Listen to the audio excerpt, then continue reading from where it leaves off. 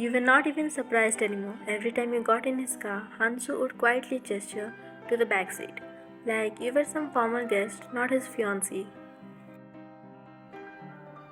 You never complained, you just smiled, sat where he told you, and stared out the window. Until today. You stepped out of your house, fixing your dupatta neatly over your shoulder, and saw his car already parked at the gate, but this time you stopped in your tracks.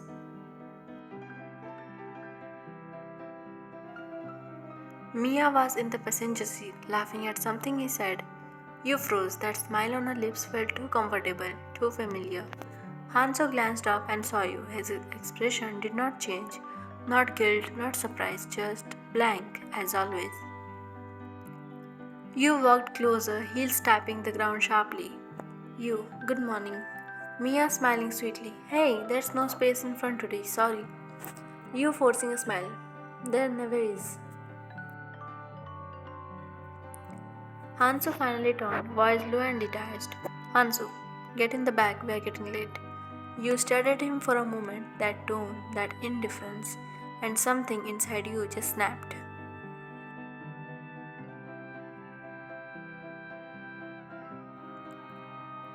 You, no need, I will take a cab. Mia awkward juggle. Oh, come on, don't be dramatic. You sharp tone. Mia, please, I'm not talking to you. You turned on your heel, ignoring the sound of Hansu's door opening behind you. Hansu, grabbing your wrist, calm but firm. Don't make a scene. You furious. How dare you grab my wrist? Before Hansu could respond, someone stopped between you both, pushing him back roughly. A tall figure, familiar yet unexpected, stood in front of you, protective like a wall. JK.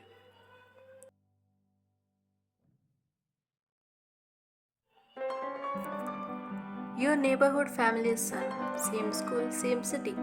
You had barely spoken more than a few polite hellos before today. Hansu, snapping tone cold. Who the hell are you? JK, why so mad? You still got your side chick right beside you, don't you? The words hit like glass shattering.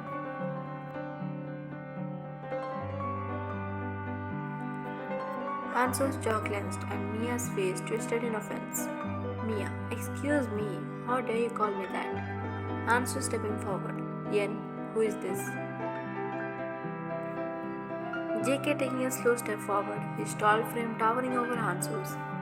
Why so offended? You don't like it when someone points out the truth? Pauses, tilting his head slightly. Maybe you should start setting boundaries between your side chick and your soon to be wife. That mocking grin of his, confident, infuriatingly calm, only made Hansu composure crack. He stood there speechless for once. Mia furious, stepping out of the car. What you just call me?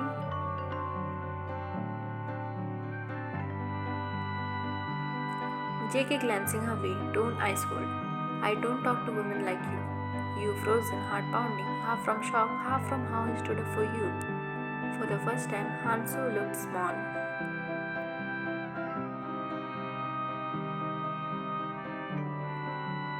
Hansu gritting his teeth. Get in the car, Mia.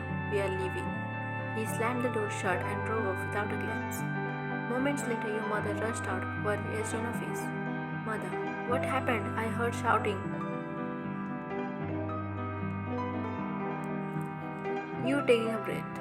He grabbed my wrist. Mother furious. What? You glancing at JK. He helped me. Your mother turned to JK, gratitude softening her expression. Mother, thank you, son. How dare that boy behave like that with my daughter? I'm calling your father right now. She stormed back inside, still fuming.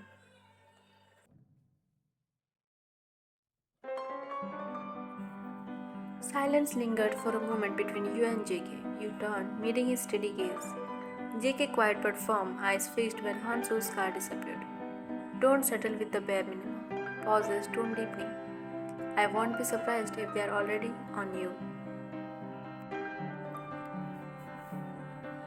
You exhale softly, a bitter smile tugging at your lips. Well, I have the same thoughts as you. It was not heartbreak, just quiet realization because It was an arranged marriage, and you never build dreams on something that's shallow anyway. You looked at JK again, this time long, maybe for the first time noticing the calm strength in his voice, the kind that did not you, but respected you.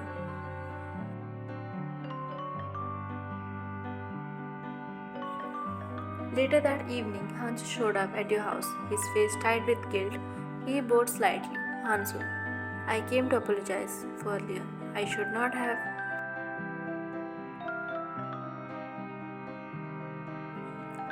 But your mother did not even let him finish. Mother, arms crossed, was sharp. Apologies won't fix what you did. You grabbed her wrist, Hansu. That's no anger, that's disrespect. Your father, who had been quiet until now, finally spoke. Father, she is right. We don't want this proposal anymore. Hansu froze, unable to process it. Hansu, sir, please, this is a misunderstanding. Father, no, it's a decision. You may leave now. He stood there for a few seconds, stunned, before giving a tight nod and walking out of the house. Outside, he sat in his car, slamming the door shut. His phone buzzed. Mia. Hansu answering, still fuming. Yeah? Mia. What did she say? Hansu bit a laugh. She broke the marriage proposal. Mia. What? Hansu. There's a serious problem with that family. Can you believe a father let his mother take the final decision? Weak man. He scoffed, still angry, eyes flashing. Hansu, they act all high and mighty. She will regret this. No woman walks away from me.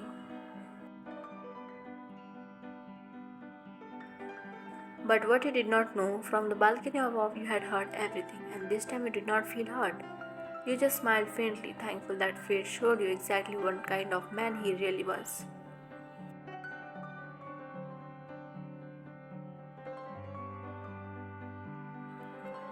Hansu parked his car with his screech, anger still rolling off him. Just a few feet away, Jackie was parking his bike, helmet in hand. Hansu walking over, voice sharp. She called me off the marriage proposal. JK turning off the bike, not even looking up. So, Hansu scoffs, I know you two have something going on.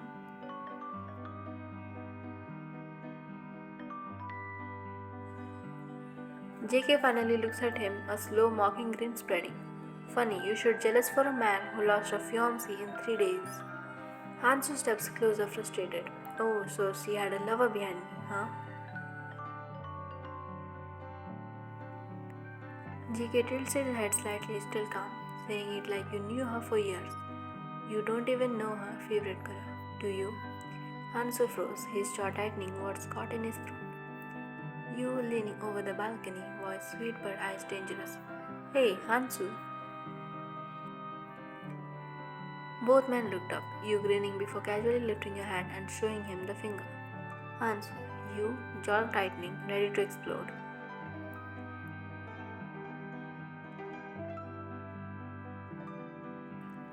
Before he could say more, JK's bike engine roared, loud and sharp, a warning growl that cut through the air.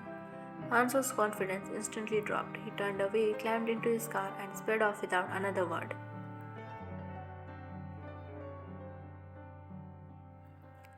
You chuckling to yourself, stepping back inside. That's what I thought. You were giving gesture to Hansu, not seeing. Down below, JK was the balcony, helmet in hand, lips curving into a soft grin. You held inside.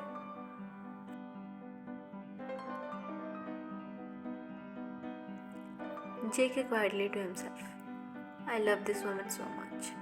He put on his helmet, still smiling like a man completely smitten.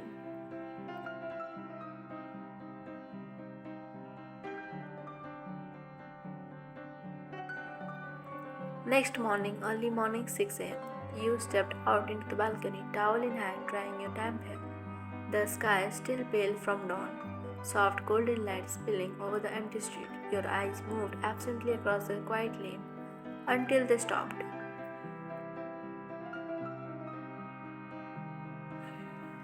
There, in front of the gate opposite your house, JK was crouched down. He was still in his loose sweatshirt and track pants, one hand holding a bowl, the other gently patting a small stray dog's head as it wagged its tail eagerly. You paused. You murmured to yourself, how come I never saw this scene before and we have lived on the same street for years? For a long moment you just stood there, towel forgotten in your hand, watching a side of him you did not even know existed.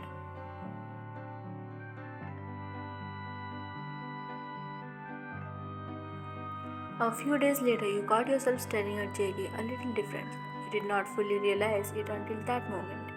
The way he moved, the confidence he carried, the subtle warmth in his expressions, it all hit differently. Then it happened. A beautiful woman stepped off JK's back, her hair catching the sunlight, her smile effortless. She laughed softly at something JK said, leaning in toward him like they shared some inside joke. JK removing his helmet, catching sight of you.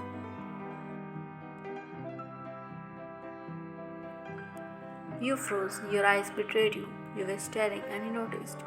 Your blinking cheeks heating, quick looking away. You turned, forcing yourself to away. Your stomach twisting, you hurried to the nearest auto, holding the strap tightly, trying not to think, trying not to watch him. Is she his girlfriend? She looks so comfortable with him, laughing at his jokes, leaning on him. She's prettier than me, more confident. I should not be thinking about this, but I can't help it.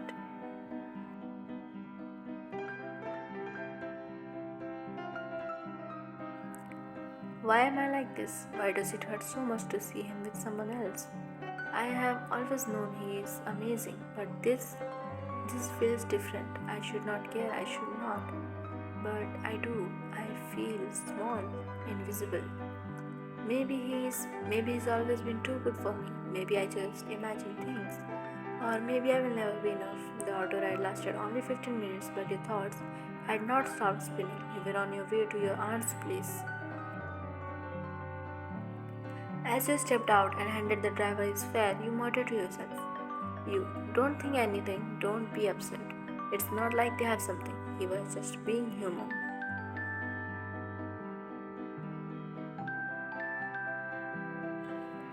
You paused mid-step, and a familiar sound made you look up. Your heart skipped. There he was, JK pulling his bike over. Without thinking, you hurried toward him, your pace quick and clumsy.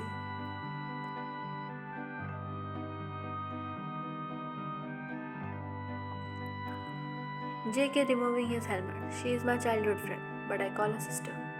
You, you drove 15 minutes just to tell me this? JK, yes. You, why? JK staring at you. I don't want to make you confused, that's why. You, that's so straightforward.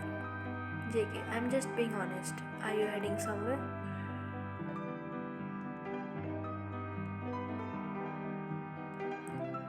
You, oh, my aunt's place. Her newborn baby just arrived. JK, is it far? Let me drop you. You reaching out holding his hand. No. He hesitated, holding your hand gently from the back, unsure of what that meant. You, would you like to go grab some coffee later? JK, sure. You nodded, reluctantly letting go of his hand. You, I'm leaving now. He watched you walk away, a small frown forming on his face.